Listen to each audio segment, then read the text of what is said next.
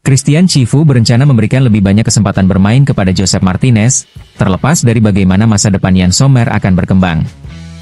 Hal ini diungkap oleh Corriere dello Sport hari ini. Meski situasi Sommer masih perlu dipantau, Chivu sudah memutuskan untuk lebih sering menurunkan kiper asal Spanyol itu dalam berbagai kompetisi musim depan.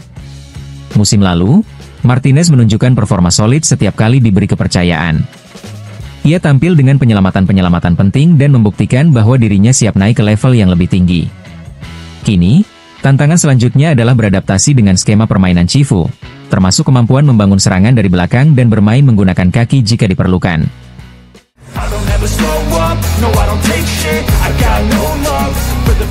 Inter ternyata sudah lebih dulu mencari informasi tentang Christopher Nkunku, penyerang Chelsea yang masuk daftar jual, bahkan sebelum final Liga Champions pada 31 Mei lalu.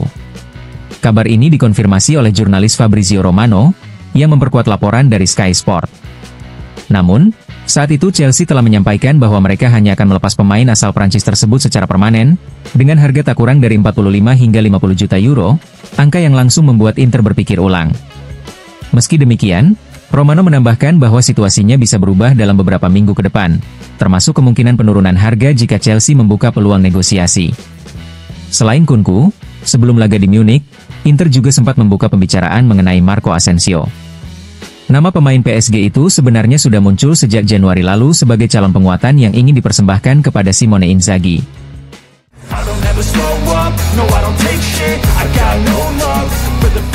Besok, 10 Juli, klausul pelepasan John Lucumi senilai 28 juta euro akan resmi berakhir.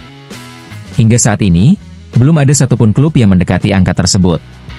Menurut Il Resto del Carlino, beberapa klub seperti Galatasaray, Roma, Juventus, dan Aston Villa tengah memantau situasi B asal Kolombia tersebut, sementara Inter disebut hanya sebatas melakukan pemantauan awal tanpa langkah konkret.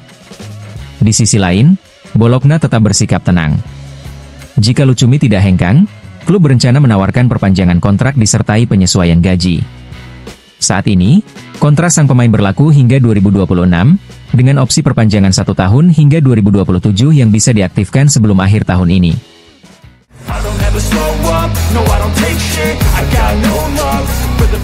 La Gazzetta dello Sport kembali mengangkat nama Marco Asensio sebagai target potensial Inter di bursa transfer.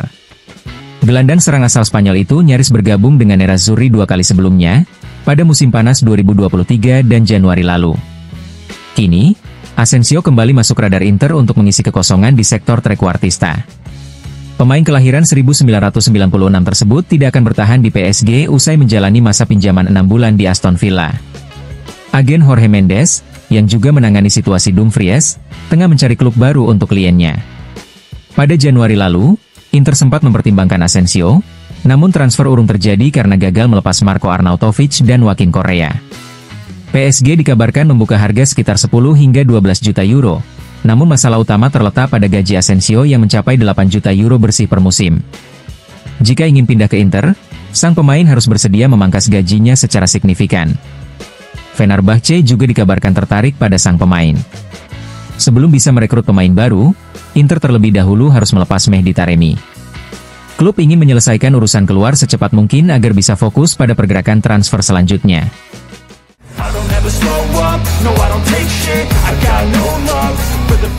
Pagi ini, perwakilan dari Spezia dan Padova mengunjungi kantor Inter untuk membahas peluang peminjaman pemain muda dari tim Primavera. Seperti telah diberitakan sebelumnya, Spezia diwakili oleh Direktur Olahraga Melisani, sementara Padova juga mengadakan pertemuan terpisah dengan manajemen Nerazzurri.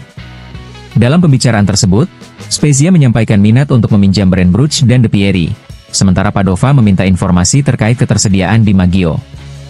Inter sendiri sebenarnya lebih condong mempertahankan para talenta mudanya untuk memperkuat tim under 23 yang sedang dibentuk. Namun, sejumlah pemain merasa sudah siap naik level dan tampil di Serie B, sehingga pembicaraan dengan klub-klub peminat tetap berlanjut.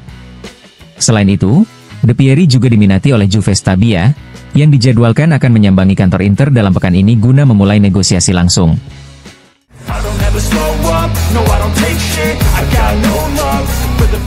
Negosiasi antara Hakan Çalhanoğlu dan Galatasaray masih belum menunjukkan perkembangan berarti. Menurut laporan La Gazzetta dello Sport, perwakilan klub Turki tersebut sudah berada di Milan sejak kemarin.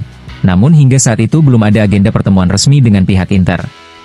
Inter sendiri telah memberitahu agen sang pemain, Gordon Stipic, bahwa jika tidak ada tawaran yang masuk hingga batas waktu 31 Juli, maka Calhanoglu akan kembali bergabung penuh dalam proyek yang dipimpin oleh Christian Chivu.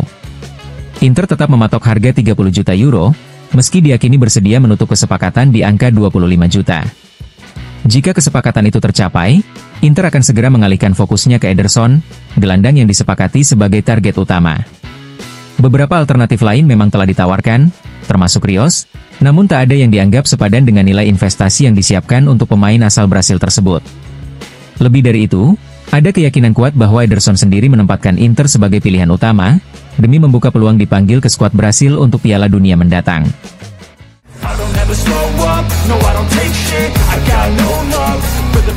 Dalam wawancaranya bersama Sky Sport dalam program Calcio Mercato El Originale, mantan bek legendaris Inter, Giuseppe Bergomi, memberikan pandangannya mengenai arah baru yang tengah ditempuh klub. Menurut Bergomi, Inter tidak melakukan revolusi total dari sisi teknis. Ia menyoroti bahwa selama bertahun-tahun Inter mampu memainkan sepak bola yang hebat tanpa memiliki pemain yang piawai dalam duel 1 lawan 1. Inter bukanlah tim terkuat di Italia, tapi mereka telah membuat 3 rekrutan, Suchik, Luis Enrique, dan Bonni, sambil mempertahankan sejumlah pemain berusia di atas 30 tahun, ujarnya. Bergomi pun menyatakan keyakinannya terhadap potensi transfer Ederson dari Atalanta. Jika target utama adalah Ederson, saya yakin dia bisa tampil luar biasa di luar Atalanta. Tipe pemain seperti dia menurut saya sudah lama tidak dimiliki Inter. Ia juga mengulas identitas permainan Inter yang tetap konsisten. Apakah Inter terlalu mirip dirinya sendiri dari tahun ke tahun? Itu bisa jadi kekurangan, tapi juga kekuatan. Tak semua hal indah yang telah dibangun bisa begitu saja ditinggalkan. Meski dengan rekrutan baru, saya pikir hanya sedikit perubahan yang bisa dilakukan pada sistem 352. Saat ditanya soal penunjukan Christian Chivu sebagai pelatih, Bergomi mengakui ada keraguan. Saya tidak tahu pasti alasannya. Dari apa yang saya baca, sebenarnya pilihan utama klub bukanlah Chivu. Namun dia adalah sosok yang mengenal lingkungan klub dengan baik, dan ia menunjukkan kecerdasan dalam 13 pertandingannya di Parma. Meski belum terbiasa dengan formasi 352, dia mampu beradaptasi dan menyelamatkan tim. Jika Inter ingin bermain dengan 4 bek, menurut saya mereka harus merekrut bek cepat, tutupnya.